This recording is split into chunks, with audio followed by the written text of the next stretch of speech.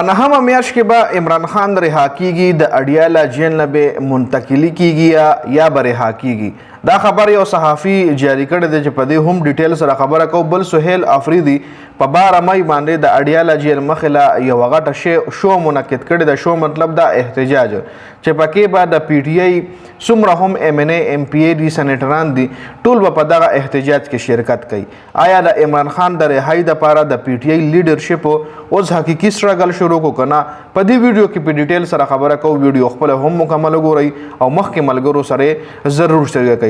یو نام نهاد صحافي دی، هغه ویلي دی چې په نهمه میاشت کې به یو قومي حکومت جوړیږي او دا کوم حکومت چې اوس په ملک باندې مسلط دی دا حکومت په ختمیږي. د الیکشن کمیشن بدلولو پروسس آلریډي شروع شوی دی.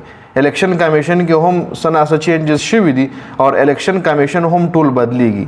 دین علاوه چې کوم حکومت اوس په ملک مسلط دی دا به ختمیږي او یو مخلوط یو قومي حکومت په بل جوړیږي. جی یو صحافي ویلي دی چې عمران خان رهایی چې کومه ده هغه به هم د اډیاله جیل نه مطلب منتقل کیږي، به عمران خان یا اډیاله جیل نه منتقل کیږي یا به هغه رها کیږي. مذاکرات وی اخیری مرحلو ته رسیدلی دي.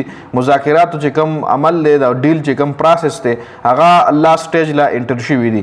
خو د معاهدې مطابق دا څومره مودو داسې اډیاله جیل نه بهر داسې شور شراب هم نه ده شوي، څه احتجاج هم نه ده شوی. د بشرا بیبي ملاقات نه پس یو بل ملاقات هم متوقع دی چې ډېر ماهرین دا خبره هم کوي چې ګنډاپور به دا ملاقات کوي او ګنډاپور به د عمران خان سره اخرنی ملاقات چې هغې نه پس په بیا عمران خان د جیل نه بهر کیږي او څومره هم مطلب ملاقات اوس نه کیږي نو په دې باندې شور شرابه هم د اډیاله جیل مخې نه ده شوي. او ډېر ماهرین دا خبره هم کوي چې الیمین ګنډاپور ټول هر څه چې کوم دی د مذاکراتو د ډیل چې کوم پروسس دی هغه کې الیمین ګنډاپور انوالو دی او هغه بیک سټیج باندې لګیا دی دا ټول هر څه کوي. جی خبر سهیل افریدي په 12 مئی باندې ارکان اسمبلی سینیټرانو سره اډیاله جیل مخې له یو غټ احتجاج کولو واله دی چې 12 مئی تاریخ یې ورکړی دی چې په دغه 12 مئی احتجاج کې به ارکان اسمبلی څومره هم د پی ټی آی سینیټران دي، ایم پی ای ایم ان ای څومره هم مطلب عہدیداران دي ای به را یوځای کیږي او په 12 مئی باندې به هغوی د اډیاله جیل مخې له احتجاج کوي. او بل طرف لا په 12 مئی باندې جیلر صاحب چې کوم دی هغه هم عدالت راغوستی دی، اسلام آباد های کورټ راغوستی دی.